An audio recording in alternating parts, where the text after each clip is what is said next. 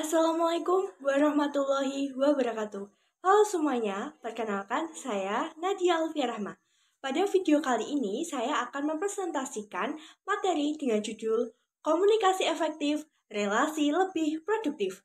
Presentasi ini membahas bagaimana komunikasi yang dilakukan dengan baik bisa mempengaruhi kualitas hubungan kita, baik dalam lingkungan keluarga, sosial, maupun dunia kerja.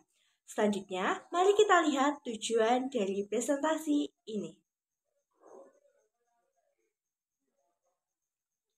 Tujuan presentasi ini ada 4 poin utama. Yang pertama, menjelaskan arti komunikasi efektif. Yang kedua, menunjukkan peran penting komunikasi dalam membentuk relasi sosial dan kerja yang sehat. Yang ketiga, menggambarkan dampak komunikasi yang baik terhadap produktivitas hubungan, baik di keluarga, organisasi, maupun lingkungan kerja. Yang keempat, memberikan cara sederhana melatih komunikasi efektif agar relasi menjadi lebih positif dan tujuan bersama lebih mudah tercapai. Setelah mengetahui tujuannya, mari kita masuk ke bagian pendahuluan untuk memahami latar belakang pentingnya komunikasi. Komunikasi adalah bagian tak terpisahkan dari kehidupan. Dalam keluarga, pertemanan, organisasi, atau dunia kerja, keberhasilan relasi sangat bergantung pada cara kita menyampaikan dan menerima pesan.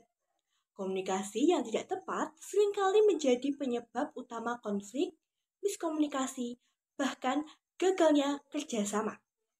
Misalnya, saat seseorang menyampaikan kritik dengan nada tinggi, padahal maksudnya baik, bisa saja lawan bicaranya merasa tersinggung. Oleh karena itu, memahami dan melatih komunikasi yang efektif menjadi penting agar relasi kita tetap sehat dan produktif. Baik, sekarang kita masuk ke bagian inti, yaitu isi pokok pembahasan. Apa sih itu komunikasi efektif? Komunikasi efektif adalah kemampuan menyampaikan pesan dengan jelas, tepat, dan sesuai dengan situasi. Artinya, bukan sekedar bicara, tapi menyampaikan sesuatu yang bisa dipahami dengan baik oleh lawan bicara. Misalnya nih, saat memberi instruksi, kita tidak berbelit-belit, langsung ke inti, tapi tetap sopan dan ramah. Selanjutnya, mengapa sih komunikasi itu penting untuk relasi yang produktif? Karena komunikasi yang baik akan membangun kepercayaan, mempermudah kerjasama, mencegah konflik, dan mempercepat pencapaian tujuan bersama. Contohnya nih, dalam dunia kerja, ketika semua anggota tim terbuka dalam berdiskusi dan saling memberi masukan, pekerjaan akan selesai lebih cepat. Sebaliknya, jika tidak ada komunikasi, kesalahpahaman bisa membuat pekerjaan jadi berantakan dan saling menyalahkan. Selanjutnya, kita akan membahas ciri-ciri komunikasi yang mendorong relasi menjadi lebih produktif, serta bagaimana cara melatihnya. Ciri komunikasi yang mendorong produktivitas relasi. Yang pertama, terbuka dan jujur, tapi tetap menghormati. Kita bisa menyampaikan isi hati atau kritik dengan sopan, tidak menyakiti perasaan orang lain. Yang kedua, fokus pada solusi, bukan menyalahkan. Saat terjadi masalah, kita mencari jalan keluar bersama, bukan hanya mencari siapa yang salah. Contohnya seperti ini, apa yang bisa kita perbaiki agar ke depan lebih baik? Bukan, ini semua salah kamu. Nah, itu menyalahkan. Yang ketiga, memberikan umpan balik yang membangun. Memberi kritik dengan cara yang positif agar lawan bicara bisa berkembang, bukan merasa dijatuhkan. Yang keempat, mendengarkan dengan penuh perhatian. Mendengarkan aktif artinya fokus sepenuhnya pada apa yang disampaikan orang lain. Tidak memotong dan tidak menyela. Sekedar anggukan atau senyuman bisa menunjukkan bahwa kita benar-benar mendengarkan. Cara melatih komunikasi efektif. Yang pertama, latihan mendengarkan dengan aktif. Belajar untuk tidak menyela dan benar-benar memahami maksud lawan bicara. Yang kedua, bicara dengan struktur yang jelas.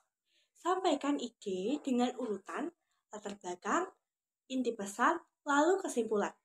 Ini memudahkan orang untuk memahami. Yang ketiga, kenali gaya komunikasi orang lain.